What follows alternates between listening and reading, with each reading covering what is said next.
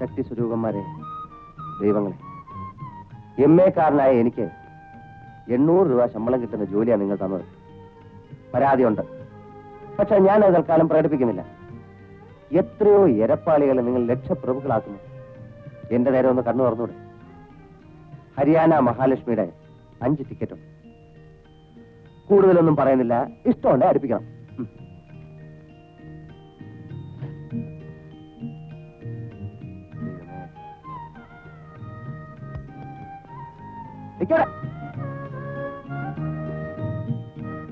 ആകെ ഇതാ ഉള്ളത്.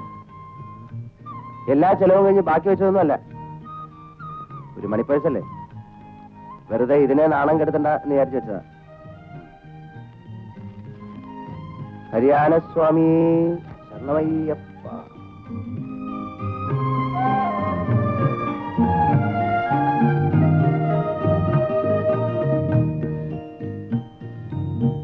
ഒന്നാം സമ്മാനം 1,00,000 രൂപ. എഴുതിയില്ല, മല്ലിയില്ല,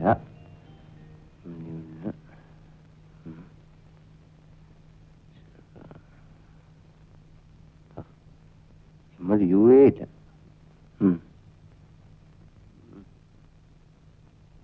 എന്തിനാ ഇങ്ങനെ മനുഷ്യരെ കുരം കളിപ്പിക്കുന്നത്? തല്ലുകൊള്ളുണ്ടെങ്കിൽ അവിടെ നിന്നോ. ആദ്യ പ്രസംഗി മെനയില്ലാത്ത ആസത്ത്. കളർ പെൻസിൽ ഇല്ലാണ്ട് ഞാൻ സ്കൂളിൽ പോയില്ല. മാപ്പ് വരയ്ക്കുമ്പോ ഓരോ കൺട്രിക്കും ഓരോ കളർ വേണമെന്ന് ടീച്ചർ പറഞ്ഞു. ആ ടീച്ചറിനോട് ഇന്നോടൊന്ന് ക്ഷമിക്കാൻ പറ. ഇന്ന് 1-ാം തീയതി അല്ലേ, മാമന് ശമ്പളം കിട്ടുന്ന ദിവസമല്ലേ. വൈകുന്നേരം വരുമ്പോ എന്റെ മോക്ക് എല്ലാ കളർ പെൻസിലും മാമ വാങ്ങിച്ചോണ്ട് വരും കേട്ടോ. അമ്മേ, എനിക്കൊരു നായ്ക്കുട്ടി വേണം. അമ്മയുടെ കുട്ടിന് ഇത്ര വേഗം ഉണർന്നോ? എന്റെ മോക്ക് എന്ത് നായ്ക്കുട്ടിയാ വേണ്ടത്? കടിക്കുന്നത് വേണോ കടിക്കാത്തത് വേണോ? കടിക്കാത്ത നായ്ക്കുട്ടി. ആ, ഇന്ന് മാമന് ശമ്പളം കിട്ടുന്ന ദിവസമല്ലയോ. വൈകുന്നേരം വരുമ്പോ എന്റെ കുട്ടന് മാമൻ നല്ല 1-ാന്തരം നായക്കുട്ടി വാങ്ങിച്ചോണ്ട് വരും കേട്ടോ. ഇപ്പൊ പോയി പല്ലിയൊക്കെ കൂട്ടാ. രാധേ രാധേ, ബാലഗോപാലന് മാസപ്പടി കിട്ടുന്നത് ഇന്നല്ലയോ? ആ, എനിക്ക് അറിഞ്ഞൂടാ. ഇന്നലെ ദേവി പറഞ്ഞല്ലോ. എന്നാ പിന്നെ എന്തിനാ എന്നോട് ചോദിക്കുന്നേ?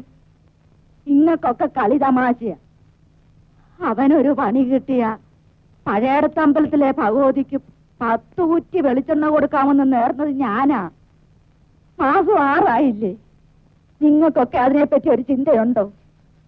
ഒറ്റ ഒരെണ്ണത്തിനില്ല ഈശ്വര വിചാരം. രക്ഷിക്കണേ എന്റെ അയ്യപ്പ. ദൈവമേ, ഹരിയാന ഇത്തവണ എന്നെ തഴഞ്ഞു. ഇന്ന് ശമ്പള ദിവസം ഒരു 100 കൂട്ടം പ്രശ്നമുണ്ട്. ഉള്ളതുകൊണ്ട് ഓണം പോലെ എല്ലാം ഒന്ന് സോൾവ് ചെയ്ത് തരണേ. എല്ലാം സോൾവ് ചെയ്തേക്കാം ഭക്ത. ഇവിടെ പക്ഷെ വളരെ പെട്ടെന്ന് സോൾവ് ചെയ്യേണ്ട കുറെ പ്രശ്നങ്ങളുണ്ട്. ഗുരുതരമായ ആ പ്രശ്നങ്ങളൊക്കെ മുൻവശത്ത് വെയിറ്റ് ചെയ്യുക.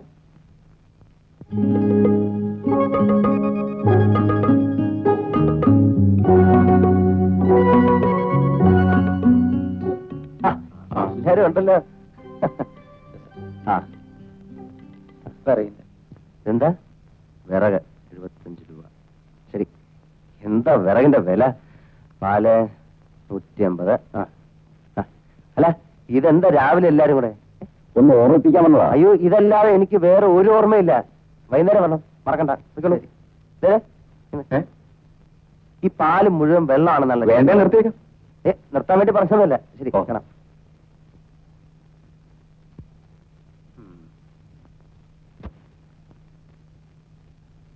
സാർ, ഈ പത്രത്തിലെ പൈസ ഉണ്ടോ സാർ? വൈകുന്നേരം വരും, ഞാൻ ഇറങ്ങി കഴിഞ്ഞു.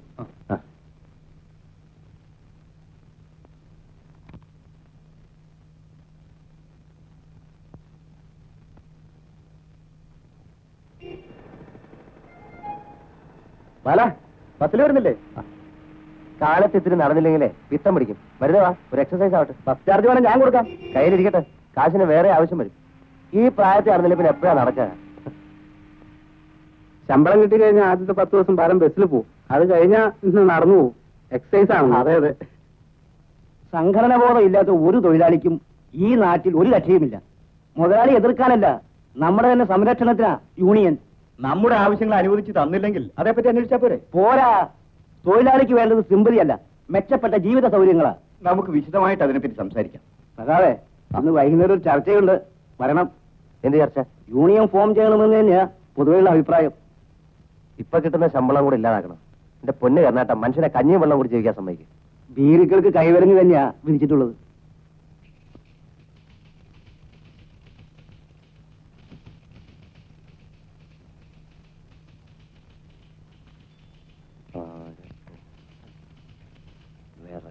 വാടക 250.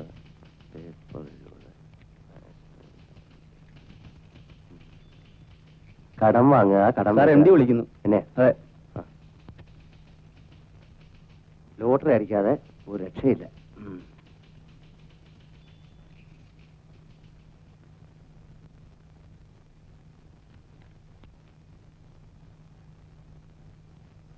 സാർ വിളിച്ചോ?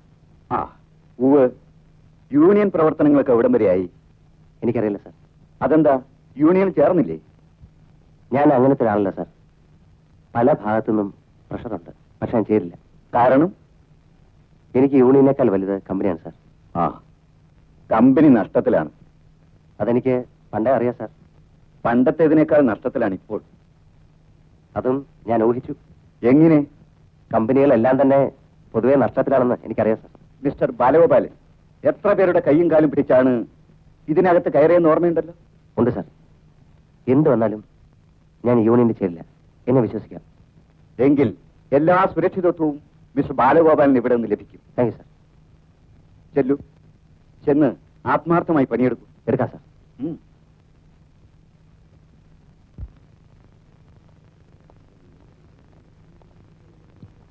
Hello. Excuse me, mister Balagopalan പോയോ? ഇല്ല, അകത്തുണ്ടല്ലോ. നിങ്ങൾക്ക് എല്ലാവർക്കും ശമ്പളം കിട്ടിയോ? എന്താ ബാലഗോപാലൻ, നിങ്ങൾക്ക് കാശ് തരാനുണ്ടോ? അങ്ങനെയൊന്നുമില്ല, വെറുതെ ചോദിച്ചെന്ന് മാത്രം. പറ്റേ.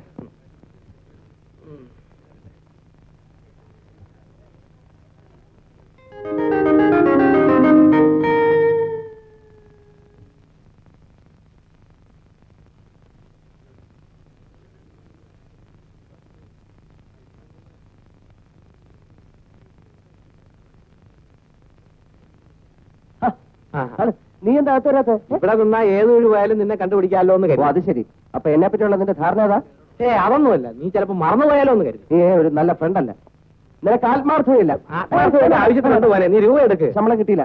രൂപ എടുക്കടാ. ശമ്പളം നാളെ കിട്ടുള്ളൂ. എന്നെ വിശ്വാസം നിന്റെ ഡാ ഒന്നും എന്റെ അടുത്ത് വേണ്ട. നീ ഒളിച്ചു വെച്ചാലും ഞാൻ രൂപ എടുക്കാം. നാളെ തരാം. ശരിയാകത്തില്ല. അത് ശരിയാകത്തില്ല. ദേ, ഇനി നമുക്ക് ധാരാളം തമാശയൊക്കെ പറഞ്ഞ് കാപ്പിയൊക്കെ കുടിച്ച് വായി നോക്കി നടക്കാം. നീ വാ. എടാ, ഇനി എത്ര മാസം കൊണ്ട് ചിട്ടി തരും? ഇതൊന്നും എനിക്ക് ഓർമ്മയില്ലല്ലേ? അടച്ചില്ലെങ്കിൽ എന്താ, ഞാനാണല്ലോ ജാമ്യക്കാരൻ. അങ്ങനെ നിന്നെ കുഴിയിൽ ഇറക്കിയിട്ട് ഞാൻ രക്ഷപ്പെട്ട് കളയെന്നാണ് എന്റെ വിചാരം. അങ്ങനെ വല്ല വിചാരം ഉണ്ടെങ്കിൽ വീട്ടിൽ നിന്ന് ഞാൻ തല്ലു. എന്റെ കൈയും കക്ഷത്തിരിക്കല്ലേ. പിന്നെ എന്റെ 8 സെന്റ് സ്ഥലത്ത് ഐശ്വര്യമായിട്ട് ഞാനൊരു വേലി കെട്ടി. അപ്പൊ പ്രധാന പ്രശ്നം തീർന്നു. ഇനി വീട് കിട്ടിയാൽ മതിയല്ലോ. അതൊക്കെ ഞാൻ കെട്ടൂടാ. കമനീയമായ 2 നിലയുള്ള ഒരു സൗധം ഈ ബാലഗോപാലൻ അവിടെ കിട്ടും. പിന്നെ ഒരു കാര്യം, നിന്നെ അതിന്റെ അകത്ത് കേട്ടത്തില്ല. അതിൽ ദേഷ്യം തോന്നരുത്. ദേ, സന്തോഷം. ഞാൻ ദൂരെ ഒന്നും വല്ല ബൈനാക്കുൾ കൂടെ സാറിന്റെ വീട് നോക്കിക്കോളാം. ബൈനാക്കുലേഴ്സ് വെച്ച് നോക്കാം, കുഴപ്പമില്ല.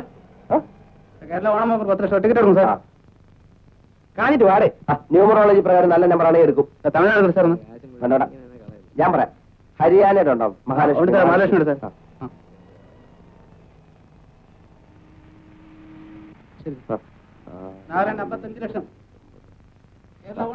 അതിനെ ഒരു കാപ്പി വാങ്ങിച്ചു. ശമ്പളം കിട്ടുന്ന ദിവസങ്ങൾ നിനക്കൊന്ന് ലാവിഷായിക്കൂട്ടല്ലേ? ശരി, നിന്റെ ആശയം ഇന്ന് ഞാൻ തീർക്കും. വാ. ശരി.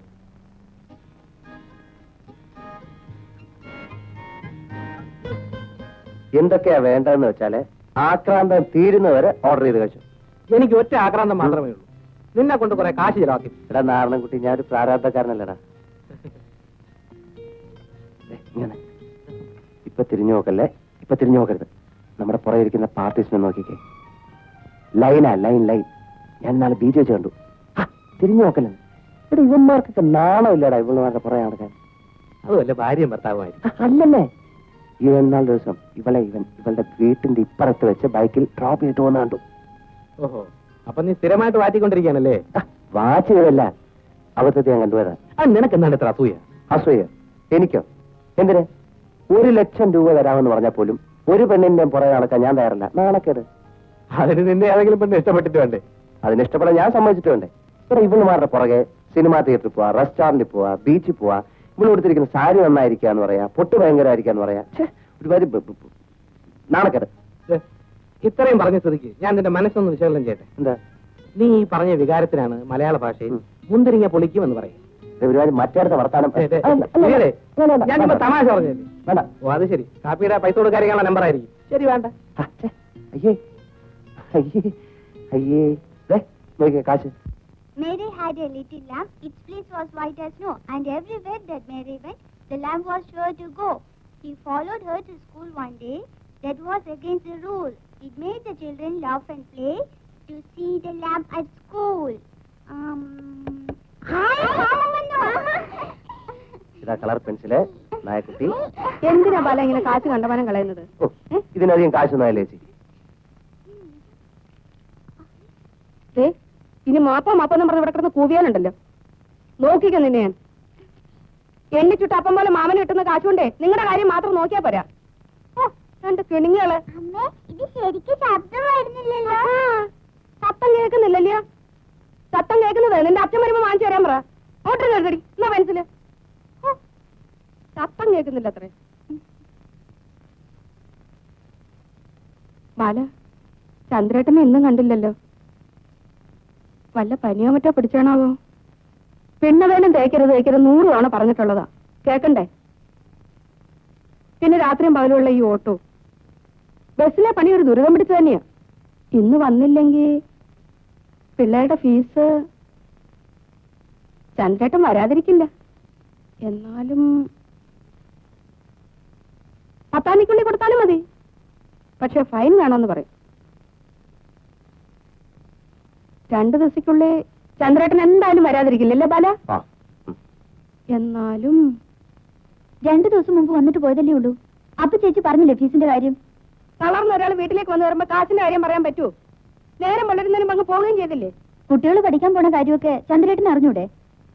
നിനക്ക് അടുക്കളയിലെ പണിയൊക്കെ കഴിഞ്ഞു? ഒക്കെ കഴിഞ്ഞു. എന്നാ അവിടെ തന്നെ നിന്നു.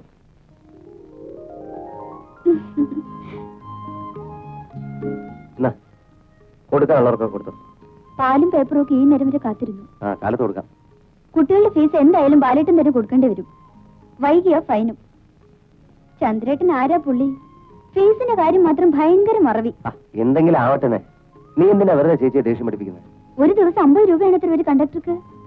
പിന്നെ ചന്ദ്രേട്ടൻ ആയതുകൊണ്ട് ടിക്കറ്റ് എഴുതാതെ കാശ് വാങ്ങാൻ ആരും പറഞ്ഞു കൊടുക്കണ്ടല്ലോ. ആ വിശക്കുന്നില്ലേ? എന്നാ ഞാൻ എടുത്തു വെക്കാം. ബാലഗോപാലം വന്നോ? വന്നു മുത്തശ്ശി. പക്ഷെ കിടക്കുക. ഭയങ്കര തലവേദനയാണത്രേ. ഭഗവതി, എന്തു പറ്റി എന്റെ കുട്ടിക്ക്? വേണ്ട മുത്തശ്ശി, ബാലേട്ടൻ കിടന്നോട്ടെ. നീ പോടി. എന്റെ കുഞ്ഞിന് എന്തു പറ്റിയോ എന്തോ. മുത്തശ്ശി അവള് ചുമ്മാ പറഞ്ഞതാ, എനിക്കൊന്നുമില്ല. മിണ്ടാതിരുന്നോണം. നെറ്റി ചുട്ടുപൊള്ളുക. വല്ലവും വന്ന് കടന്നുപോയാ എന്താവും സ്ഥിതി? എന്റെ അണ്ടല്ലൂക്കാവിലമ്മേ ഒരു പട്ടും മുളയും തന്നോളാമേ. എന്റെ കുഞ്ഞിന്റെ തലവേദന മാറ്റിക്കൊടുക്കണം. മുത്തശ്ശി, ഒരു തലവേദനയ്ക്ക് ഇത്ര വലിയ നേർച്ച വേണോ? അതും ഇല്ലാത്ത തലവേദനയ്ക്ക് നീ ഒന്നും പറയണ്ട. എന്തായി മാസപ്പടി കിട്ടിയില്ലേ? കിട്ടി. പഴയടുത്ത അമ്പലത്തിലെ വെളിച്ചെണ്ണയുടെ കാര്യം നീ മറന്നു? കൊടുക്കാം. ചേട്ടാ, ഹൗസ് ലോണിന്റെ പേപ്പറാണെന്നാ തോന്നുന്നത്. കാലത്ത് വന്നതാ.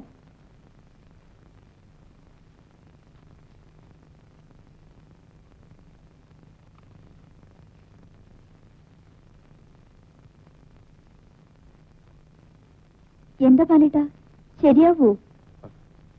സ്കീമില്ലാത്ര. എന്തില്ലെന്നാ എന്റെ ഭഗവതി? ഇതൊന്നുമല്ല. മുത്തച്ഛി പോയി കിടന്നേ. എനിക്കറിയാൻ കിടക്കാൻ. നീ പറഞ്ഞിട്ട് വേണ്ട. പ്രത്യേകിച്ച് കാരണമൊന്നുമില്ല. തൽക്കാലം ലോൺ തരാൻ നിവൃത്തിയില്ലാത്ര. ഒന്നാമത്തെ കാര്യം ഹൗസിംഗ് ബോർഡിന് ഫണ്ടില്ല. രണ്ടാമത്തെ കാര്യം സ്ട്രോങ് റെക്കമെൻഡേഷൻ ഇല്ല. ചുമ്മാ കാശ് ചോദിക്കാനല്ല സാറേ. 8 സെന്റിന്റെ സെക്യൂരിറ്റി. പിന്നെ വീട് പണിയുടെ ഓരോ സ്റ്റേജ് കഴിയുമ്പോൾ മാത്രമേ നിങ്ങൾ പേയ്മെന്റ് എടുത്തുള്ളൂ. മണി സേഫ്. പിന്നെ വീട് പണി കഴിയുമ്പോൾ അത് സെക്യൂരിറ്റിയായി മാറുന്നു. ഞങ്ങൾക്കൊന്നും ചെയ്യാനാവില്ല. ഓരോ ആപ്ലിക്കേഷന്റെ പിന്നിലും കാണും ഒരു മന്ത്രി അല്ലെങ്കിൽ ഒരു രാഷ്ട്രീയ നേതാവ്. ആ വഴിക്ക് ശ്രമിച്ചു നോക്ക്. അപ്പൊ റെക്കമെൻഡ് ചെയ്യാൻ ഒരു മന്ത്രിയോ രാഷ്ട്രീയ നേതാവോ ഇല്ലാത്തവർക്കാർക്കും ഈ നാട്ടിൽ ഒരു കൂരേറ്റി പാർക്കണ്ടേ? പിന്നോക്ക സമുദായക്കാരനായിരുന്നെങ്കിൽ എളുപ്പം ലോൺ കിട്ടുന്ന ഒരു സ്കീം ഞങ്ങൾക്കുണ്ട്. ഇനിയിപ്പോ പെട്ടെന്ന് പിന്നോക്ക സമുദായം ആവാൻ പറ്റില്ലല്ലോ. മിസ്റ്റർ ബാലഗോപാലൻ, ഇതുപോലുള്ള ഓഫീസുകളിൽ അത്യാവശ്യ കാര്യങ്ങൾ സാധിക്കുന്നതിന് പുറകിലൊരു വാതിലുണ്ട്. മേശയ്ക്ക് അടിയിലൂടെ ചില പ്രയോഗങ്ങളുണ്ട്. വഴി പറഞ്ഞു തന്നെ വളരെ നന്ദി. എന്റെ കാര്യമല്ല. അല്ല, സാറിന് തരാം, നിങ്ങൾക്ക് തരാം, ഇവിടെ ഇരിക്കുന്ന എല്ലാവരും കൊടുക്കാം. മിസ്റ്റർ ബാലഗോപാല,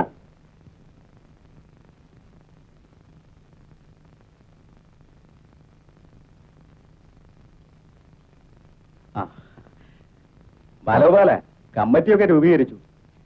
എന്നെ പിടിച്ച് എക്സിക്യൂട്ടീവിൽ ഇട്ടിരിക്കുക. ബാലിനോട് പൊതുവെ കരുണേട്ടനും മറ്റും അതൃപ്തി ഉണ്ടെന്ന് തോന്നുന്നു. എനിക്ക് യൂണിയനിൽ ചേരാൻ പേടി എന്റെ കുട്ടപ്പൻ ചേട്ടാ. ഒരു മാസത്തെ ശമ്പളം പോയാൽ എല്ലാ പദ്ധതികളും കുഴയും. ഞാൻ പറഞ്ഞെന്ന് മാത്രം. എനിക്ക് എന്തൊക്കെ പ്രശ്നങ്ങളുണ്ടെന്നറിയാം. സെക്രട്ടേറിയറ്റിൽ പോകണം, ഹൗസ് ലോൺ ശരിയാക്കണം. ഈ വൈറ്റ് കോളർ ജോലി നിർത്തിയിട്ട് ഫീൽഡിലോട്ട് ഇറങ്ങിയാലോ എന്ന് ആലോചിക്കുക. അതിലേ ഉള്ളൂ വല്ല ഫലവും. ശ്രമിച്ചു നോക്ക്. MD ഒന്ന് മണിയടിച്ചാൽ മതി. യൂണിയനിൽ ചേരാത്തതുകൊണ്ട് പുള്ളിക്കാരെ സമ്മതിക്കും. അത് ശരിയാ. ഈ സെയിൽസ് ക്യാൻവാസിംഗ് നടത്തിയ കമ്മീഷൻ കിട്ടും. അതൊരു എക്സ്ട്രാ വരുമാനമാണല്ലോ. ഒന്ന് മണിയടിച്ച് നോക്കാം.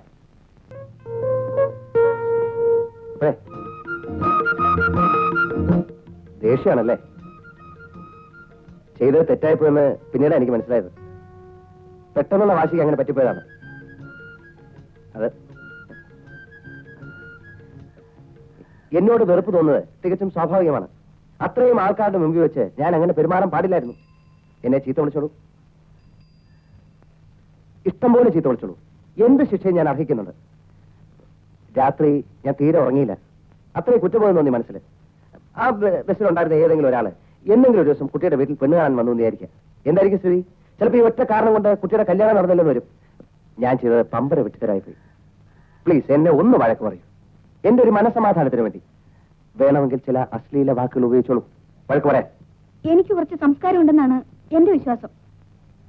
എന്ന് വെച്ചാൽ അത് കൊള്ളാം. എന്ന് വെച്ചാൽ എനിക്ക് സംസ്കാരം ഇല്ലെന്ന് അല്ലെ? മതി, തൃപ്തിയായി. പക്ഷെ ഇങ്ങനെ ധ്വനിപ്രയോഗം നടത്തേണ്ട കാര്യമൊന്നുമില്ലല്ലോ. കടുത്ത വാക്കുകൾ സുലഭമായിട്ട് ഉപയോഗിക്കാം.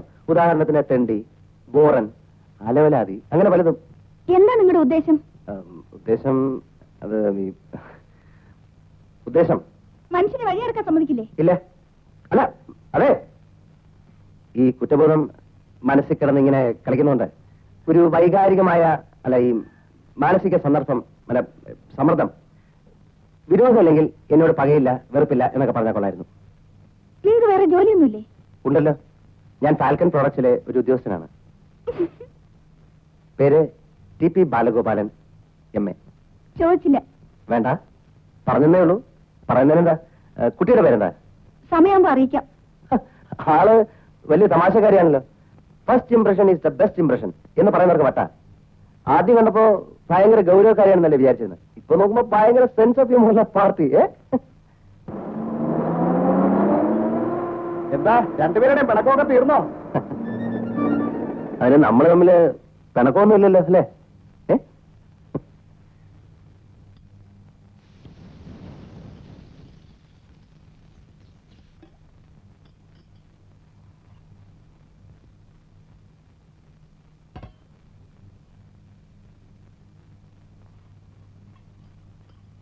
ഇന്നും ഗോതമ്പ് ദോശയാണോ? അതെ മുത്തശ്ശി. എന്റെ വയറിന് ഇത് പിടിക്കുകയില്ലെന്ന് എത്ര തവണ പറഞ്ഞത്. 3 നേരം അരി വെച്ചാൽ ബാലേട്ടിന് കിട്ടുന്ന ശമ്പളം മുഴുവൻ പലചരക്ക് കടയിൽ കൊടുക്കാനേ കാണൂ. എന്തായി പറയണത്? 800 രൂപ കിട്ടുന്നില്ലേ അവന്? 200 രൂപ മാസപ്പടി കൊണ്ട് എത്ര കേമമായി നിന്റെ അച്ഛൻ കുടുംബം നടത്തിയിരുന്നത്? അതൊക്കെ പണ്ടല്ലേ മുത്തശ്ശി. അന്ന് പറമ്പിൽ തേങ്ങയുണ്ടായിരുന്നു, അത്യാവശ്യത്തിന് നെല്ലും ഉണ്ടായിരുന്നു. ഇന്ന് ഉപ്പ് തൊട്ട് കർപ്പൂരം വരെ എല്ലാം കാശ് കൊടുത്ത് വാങ്ങിക്കണ്ടല്ലേ? എന്നാ എല്ലാവർക്കും അങ്ങോട്ട് പോയിക്കൂടെ? 1/2 ഏക്കറോളം ഭൂമി അവിടെ കാട് കയറി കിടക്കുകയല്ലേ. അവിടെ ഒരു സർപ്പക്കാവ് കെട്ടി എന്നും സന്ധ്യാനേരത്തൊരു തിരി കൊളുത്താതെ നമുക്കൊരു ഉന്നതി കിട്ടുകയല്ല കുട്ടി. ഇത്രയും പഠിച്ചിട്ട് ബാലേട്ടിന് നല്ലൊരു ജോലി ഉണ്ട് മുത്തശ്ശി. അവിടെ ചെന്ന് പറമ്പിൽ കിളച്ചാ മതിയോ? ഇതിലും ഭേദം അതാന്നാ എനിക്കിപ്പൊ തോന്നുന്നു. ചന്ദ്രേട്ടന്റെ കത്ത് വന്നിട്ടുണ്ട്. എന്താ വിശേഷം? ഒരു ബസ് വാങ്ങിക്കാൻ ആലോചിക്കാത്രേ. കൊള്ളാലോ. അല്ലേലും അവൻ എടുക്കനാ, സ്നേഹമുള്ളവനാ. ഒരു ബസ് വാങ്ങിക്കാന്ന് വെച്ചാ വലിയ കാശാവില്ലേ രാധേ? അത് ഞാൻ കത്ത് വായിക്കാം. ബഹുമാനപ്പെട്ട മുത്തശ്ശിക്ക് നമസ്കാരം. 64 മോഡൽ ഫോർഡ് വണ്ടി ഒന്ന് കണ്ടുവച്ചിട്ടുണ്ട്. എൻജിൻ കണ്ടീഷനാണ്. ഗിയർ ബോക്സിനും തകരാറൊന്നുമില്ല. റീസ്റ്റോർ ചെയ്ത 1/2 6 ടയറുണ്ട്. ബോഡിക്ക് കുറച്ച് റിപ്പയർ ഉണ്ട്. കുറഞ്ഞ വിലയ്ക്ക് കിട്ടും. കുറച്ച് രൂപ കയ്യിലുണ്ട്. കുഞ്ഞിക്കണ്ണൻ ഡ്രൈവർ ഷെയർ എടുക്കാമെന്ന് പറഞ്ഞിട്ടുണ്ട്. ഞാൻ ഏറ്റവും അധികം ബഹുമാനിക്കുന്ന മുത്തശ്ശി ഞാൻ ഏറ്റവും അധികം ബഹുമാനിക്കുന്ന മുത്തശ്ശി ബാലനോട് പറഞ്ഞ് 15,000 രൂപ ഉടനെ ശരിയാക്കി തരണം. ബാലന്റെ കയ്യിൽ റെഡി ക്യാഷ് ഇല്ലെങ്കിൽ അവന്റെ പേരിലുള്ള 8 സെന്റ് സ്ഥലം പണയപ്പെടുത്താൻ മുത്തശ്ശി അവനോട് പറയണം. എന്റെ മുത്തശ്ശിക്ക് ഈശ്വരാനുഗ്രഹത്താൽ അസുഖമൊന്നുമില്ലെന്ന് സമാധാനിക്കുന്നു എന്ന് സ്വന്തം ചന്ദ്രൻ. ബസ് ഓടി തുടങ്ങിയാൽ സ്ഥലം തിരിച്ചെടുക്കാവല്ലോ, ഇല്ലേ മുത്തശ്ശി? നടന്നത് തന്നെ. നീ ഒന്നും മിണ്ടണ്ട. എന്നെ കല്യാണം കഴിച്ചതിന് ശേഷം ആദ്യമായിട്ടാണ് ഇങ്ങനെ ഒരു കാര്യം ചോദിക്കുന്നത്. എന്നെ കെട്ടാൻ ആര് സ്ത്രീധനമൊന്നും കൊടുത്തില്ലല്ലോ. സ്ത്രീധനം കൊടുക്കാൻ എന്തുണ്ടായിരുന്നു? 1/2 ഏക്കർ കാടോ? അല്ലെങ്കിൽ തന്നെ നിങ്ങൾ കല്യാണം കഴിഞ്ഞിട്ട് 1 മാസം കഴിഞ്ഞല്ലേ ഞങ്ങൾ തന്നെ വിവരം അറിഞ്ഞത്? ഒരു നല്ല കാര്യത്തിനല്ലേ കുട്ടി ചന്ദ്രൻ ചോദിക്കുന്നു. ഞങ്ങള് നന്നാന്നുള്ള കണ്ണുകടിയാ മുത്തശ്ശി അവക്ക്. എന്തെങ്കിലും പറ്റിപ്പോയാ ചേച്ചിക്ക് ചന്ദ്രേട്ടന്റെ വീടുണ്ടല്ലോ. ഇപ്പൊ തന്നെ കുട്ടികളുടെ ഫീസ് കൊടുക്കാനും ചെലവ് നോക്കാനും ബാലേട്ടന് എത്ര ബുദ്ധിമുട്ടുന്നത്. ഞങ്ങൾ ഇവിടെ നിൽക്കുന്നതിന് നിനക്ക് പിടിക്കുന്നില്ല, അതെനിക്ക് അറിയാവടി. കുട്ടികളെ ഇത്തിരി ഇംഗ്ലീഷ് പഠിപ്പിക്കാൻ വേണ്ടിയാ നിന്റെയൊക്കെ ആട്ടും തുപ്പും കൊണ്ട് ഇവിടെ കിടക്കുന്നത്. ചുമ്മാ അല്ല ഒരുത്തനും തിരിഞ്ഞു നോക്കാത്ത. ഇതല്ലേ മനസ്സിലിരിപ്പ്? എന്തായാലും 8 സെന്റ് തൊട്ട് കളിക്കാൻ ഞാൻ സമ്മതിക്കില്ല.